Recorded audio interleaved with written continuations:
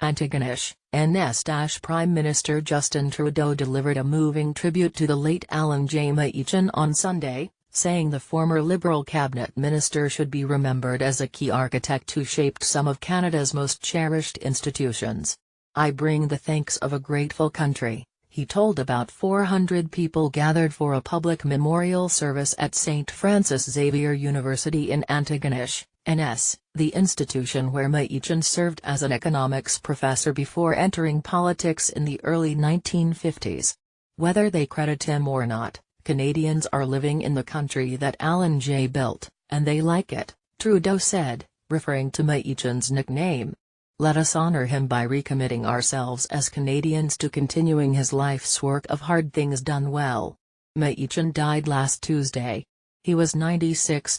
As his memorial service began, the skirl of the bagpipes filled the auditorium, and MacEachen's flag-draped coffin was carried in by 6 Mounties in red serge. The ceremony also featured a Micmac smudging ceremony, a Gaelic prayer and traditional Celtic music, performed by fiddler Ashley McIsaac. The Prime Minister bowed his head before MacEachen's coffin as he took to the stage in a tartan tie honouring his own Scottish heritage. Like so many others who have recounted MacEachen's many accomplishments during his 40-year political career, Trudeau made it clear that Canadians have the wily Cape Bretoner to thank for universal health care. Watch, Justin Trudeau remembers Allan MacEachen for work on Medicare. "We all enjoy health care because of our needs instead of our ability to pay because of Medicare," Trudeau said, noting that it was MacEachen who, as health minister in 1966, used his peerless parliamentary instincts to get the Medical Care Act through Parliament. The Prime Minister said MacEachen also helped bring in the Guaranteed Income Supplement for vulnerable seniors, the Canada Pension Plan and key reforms to the country's labour laws. Trudeau said MacEachen and his father, Pierre, were a match made in heaven, because they shared the same core values. Both men believed that all people are equal, deserving of equal treatment under the law, equal opportunity to be whom we are, and to do with our lives what we choose, he said. They believed in their bones that freedom and equality of opportunity ought to be every Canadian's birthright.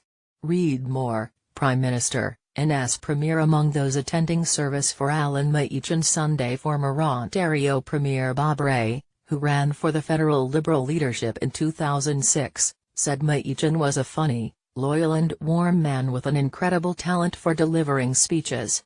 "He loved politics," Rae said. "He loved the battles. He loved the jokes. He loved the stories." All of us who had a chance to work with him understood that while there was always an elusive, private quality to his personality, there was also a very deep love of what politics brought to his life. Rae said MacEachen's life was an eloquent testimony to the trials and rewards of public service, describing his former parliamentary colleague, and sometimes adversary, as a gladiator with a flair for the political stage, but a reserved private temperament. Nova Scotia Premier Stephen McNeill said MacEachen, the son of a coal miner, was a champion of social justice who never forgot where he came from. "He was the son of Inverness, Cape Breton," the Premier said. "He was focused and dedicated to his community, his province, his country and its people. He had his fingerprints on some of the most progressive social policies of our time."